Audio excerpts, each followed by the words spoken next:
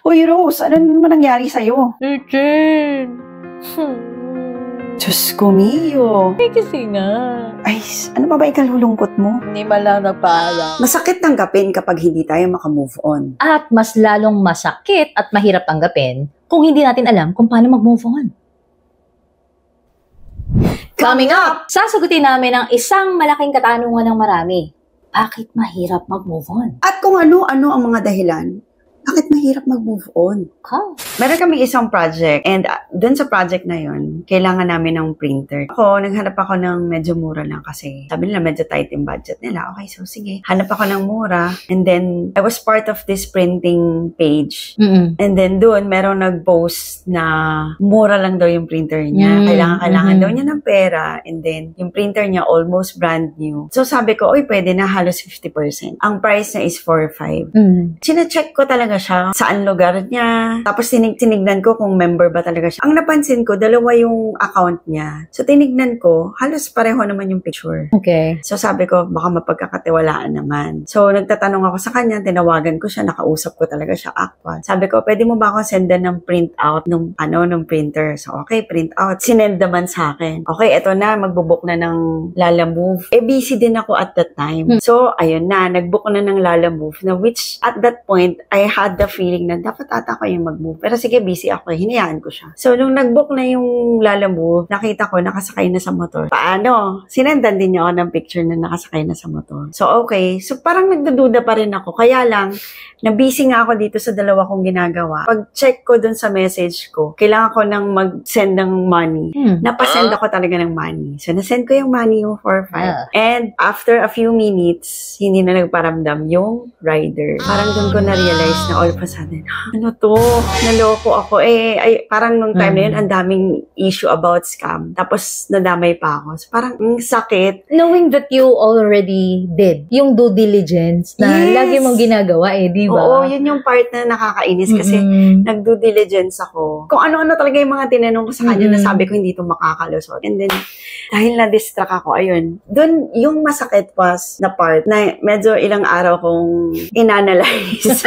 Alam mo na may ginagawa kang pag-check. Yes. And then, naloko ka pa rin. Nung na-realize ko na naloko ko, feeling ko yung time na naloko din ako sa relationship. Parang ganun yung pakiramdam. Parang hindi naman talaga about money. It's about yung may nanloko. Yes. Yung nakakainis yung part na niloko. And many people na who got scammed sa ganito ding paraan, they're always saying, doon sa mga nakausap namin, they're always saying na hindi naman talaga just about the money. Yeah. Siguro pangalawa na yung money kasi nanghinayang ka. Yeah. Pero yung kaya ng tao naman manloko. Yung ganun. Yes. Tapos ako, nag-get over ko naman na yung area na yun. Kaya lang parang na-feel ko siya ulit for a moment lang. Do you think, Chen, that's also one of the reasons why nahihirapan din tayong mag-move on sa mga ganitong klase ng situation? Yes, oo, most likely. Kasi yung feeling na naloko ka, yun. Yung hindi mo matanggap na you did everything. Sabi mo nga, when you're trying to connect it kasi sa relationship, parang ginawa mo naman yun lahat, pero bakit nakuha ka pa rin lokohin? May mga ganito palang tao. Di ba? It's almost being in a relationship That is also one of the reasons why nahihirapan tayong mag-move on. Nahihirapan ang taong mag-move on. Ako, ikaw, even si Chen, we've been into that same situation. And isa sa mga reason kung bakit mahirap mag-move on is yung panghihinayang. Nanghihinayang tayo not because of the money. Nanghihinayang tayo kasi we've exerted effort. Yeah, so much effort. Nakala natin it's enough for something to last. And katulad na nangyari kay Chen, she was technically na-scammed kahit na ginawa niya naman yung lahat ng kailangan gawin in order for her to make sure na legitimate yung makukuha niya na printer yung babalik sa kanya, pero wala na pala siyang nakuha. Oh no! Hirap magtiwala. Way back 2016, nag-resign ako sa supervisor. It was actually one of the hardest decision that I have made. Lalo na nung nagtatrabaho pa ako kasi syempre, nandun ka na sa posisyon na yun Tapos aalis ka pa. And most of the time, maraming tao talaga na hindi basa-basa umaalis sa isang posisyon decision kasi nga, andun ako bakit ako aalis? I decided kasi nga, meron akong nakita na isang malaking opportunity and I believe back then na yun yung isa sa, makakatupad sa mga pangarap. A couple of years after, nakikita ko yung iba sa Facebook, nakikita ko yung iba sa LinkedIn, kasi yung iba connections ko. And then, I'm seeing them, yung iba operations manager na, yung iba ang ganda na ng position, yung iba may sarili ng business. It hits me hard. Kasi parang makikita mo na, what if kayo, hindi ako nag-resign? Ano na kaya ako?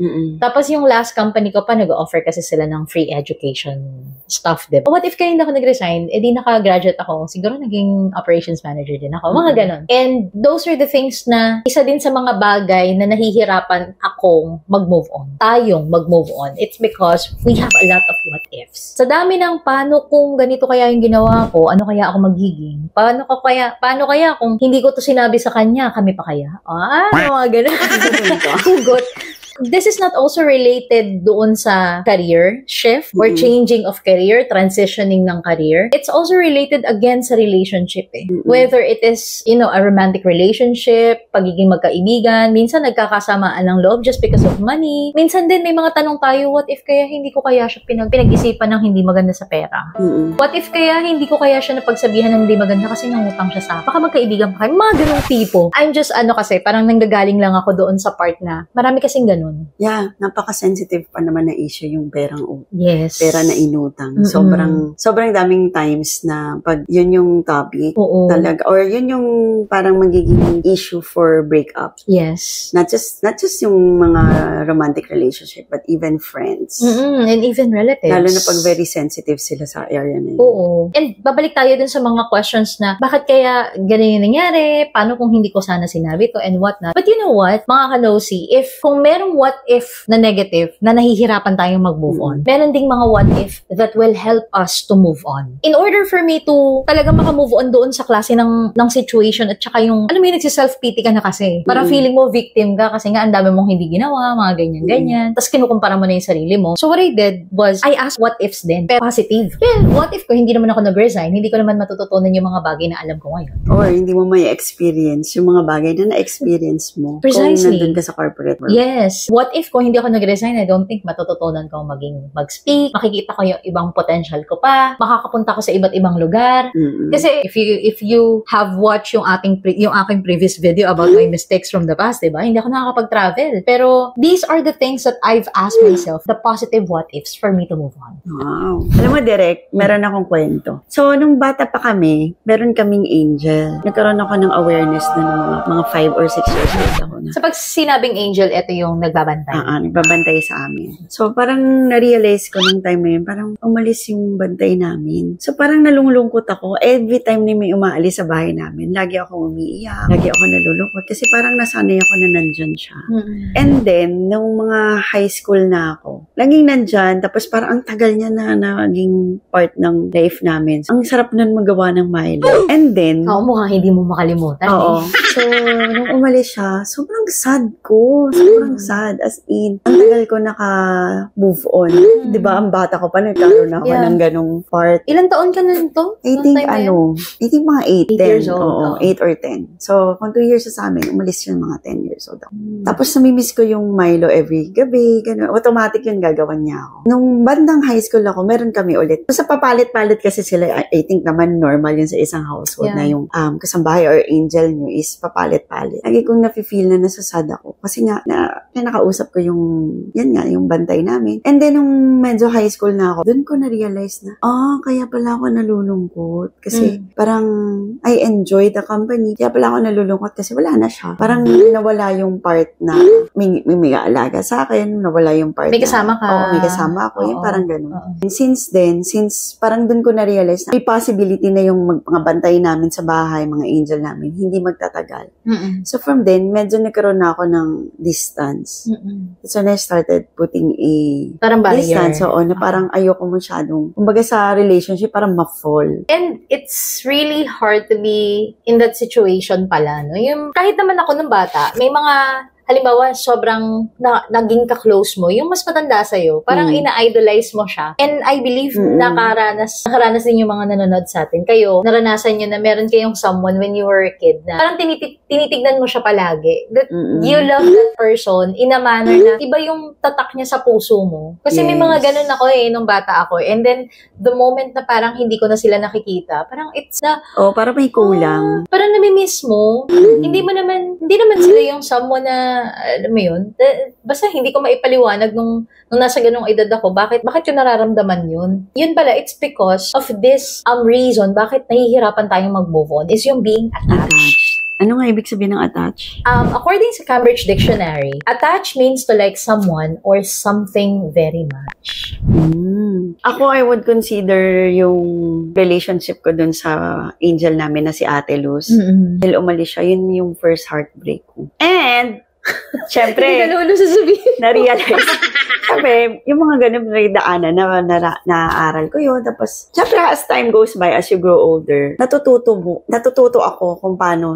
tayo kung paano natin i-handle. At marami kaming mga na-handle din ng clients namin na sobrang attached nila sa isang bagay. Even bagay ha. Diba? Yes. It causes them depression. Maraming klase yung attachment. Para sa akin na, based on sa observation ko sa mga naging clients natin and yun sa mga nakakahalubilo natin na may mga attachment sa bagay, may attachment sa tao, may attachment sa mga properties, etc. That's true. Katulad nga nung yung belt bag na to, hindi ko ma-let go. Kahit naman gustong-gusto ko na siya, gusto kong bumili ng bago. May actually bumili ako ng bagong bag, pero hindi ko pa rin talaga siya let go. And I don't know what will I feel kapag hindi ko na siya ginagamit. Because I'm using that belt bag for how many years na. Naiwan mo pa yan sa Singapore sa taxi? Yeah, naiwanan pa yan sa pero Singapore. Nakabalik. For me, kasi parang it feels like it's part of me. Na parang nung una hindi ko maipaliwanag bakit. Parang, am I crazy? Bakit hindi ko ma-let go yung bag na to? Pero meron naman palang definition. Which means, mga kanosi, kahit kami, we're not perfect. Diba? We are not perfect. And pare-parehas tayo rito that we are on this path of learning. We are on this path of we are on the journey, exploring, kung paano masasagot yung mga ganitong katanungan. And we are actually basing it from our experience, from our clients' experience, and from them, natututo rin kami. Yes. And if you can still remember, recently, pinalabas pa yung documentary ni Celine Dion.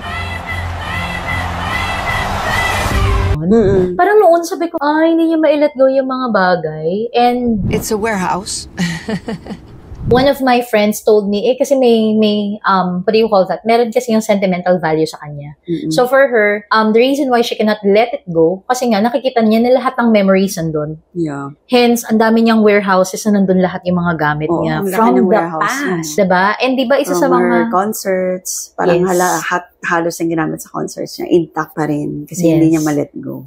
And kahit na anong sobra, coach, masama. Diba? And syempre, the more na we are actually attached to something, the more naman na pwedeng hindi na talaga tuluyang ma-let go. Hence, sa isang relationship, pwedeng masyado mo siyang i-hold. Yung mga may attachment sa bagay, those are the later on becomes hoarder. Yes. Don't worry, coach. I-let go ko din yun next time. And yung number one reason bakit hindi tayo maka-move on para sa amin, ito rin yung ultimate reason na marami sa atin ang hindi alam. Yes. Ito yung mga moment, parang kapag may nawala sa atin, parang lagi tayong nagtatanong, bakit siya nawala? Bakit nangyari to? Bakit ganito? Bakit ganyan? It's not the bakit. It's not about asking bakit, but it's about yung isang bagay na wala ng biglaan. Kapag meron kaming mga tao na nakakausap kung bakit hindi nila makalimutan, hindi nila basta-basta pwedeng iwanan, hindi sila basta-basta pwedeng umalis doon sa situation na yun. Should I say doon sa nararamdaman nila na yun after silang maiwanan, trabaho man to, relationship, tao, umalis, diba? Bagay, nawala. Aside from being attached, as we have mentioned earlier, it's really hard also to accept and move on kapag nasadden ka. Which means, nabigla.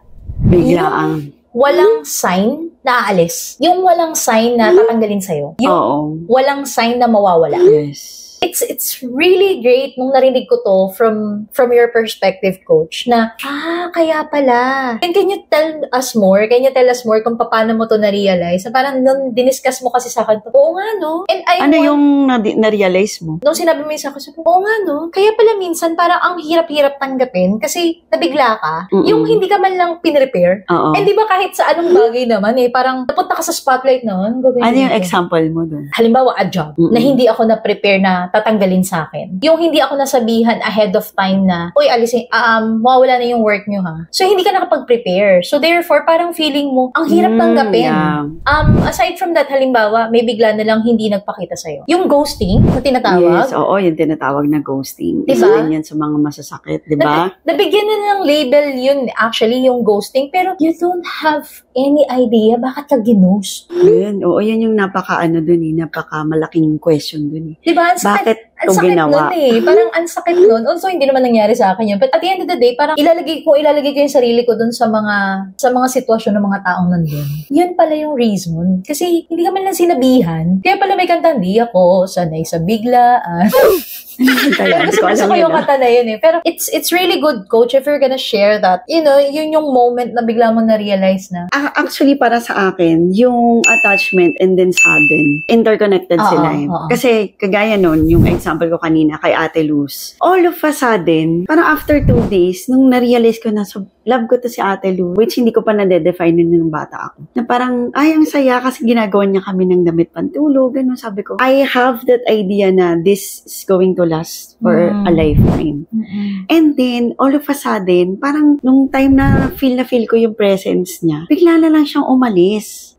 Sabi ko, bakit umalis siya? Later on, tsaka ko nalaman, it was because of her family. Walang kaabog-abog, bigla talaga siyang umalis. Yun. Pero hindi ko pa yun na-define that moment. Of course. Dahil bata pa ako. Of course, So, siguro mga bandang mid-20s, when I was in the same situation, I was with this person and all of a sudden, everything has to be cut. Wow.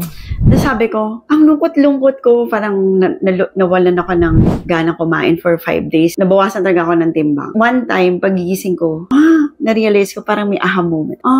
Kaya pala, ang lungkot-lungkot ko kasi all of a sudden, lahat ng bagay na ginagawa namin together, nawala. Kailangan matapos. At wala nang assurance kung babalik pa sa dati. Pa ulit. Babalik pa sa dati o makikita ka pa ulit ng tao na yun. Yes. And marami sa atin, mga kanosi, hindi alam talaga yung reason na to. And every time that we're talking to someone, kahit kami na-experience namin, it's because, kaya pala, kasi binigla Hindi mo sinabihan. Kaya niloko ka, kaya iniwanan ka. Whether it is your parents, bigla na lang umalis. Parang may panghihinayang. Siyempre, nandun papasok yung isang reason, nanghihinayang. That is the ultimate. Para sa amin, ito yung isa sa pinaka-ultimate reason kung bakit nahihirapan na mag-move on ng tao. And there are people na kapag tinanong mo, bakit ayaw mo mag-move on? Ang sasagot lang talaga nila ayoko talaga mag-move on. Mga kanosi, remember that we can always revisit the past, but we cannot relive the past. Yes, pwede nating dalawin yung nakaraan para meron tayong matutunan. Pero para pagtambayan yun, it's a no-no.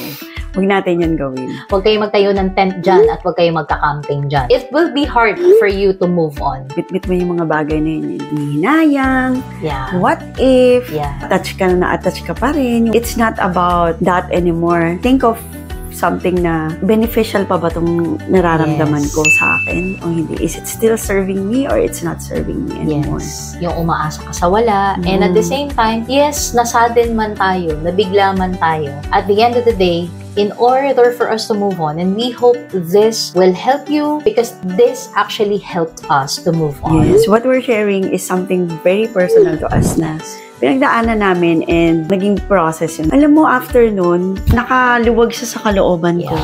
Sometimes we just have to define our situation for us to move on from it. I hope yung mga labels na shinare namin dito sa video na to is something that nakatulong sa inyo para ma-define yung situation nyo. And from there, aware na kayo, mas alam nyo na kung paano ito i-handle. Yes. Because like what we've said earlier, nagdaanan namin to.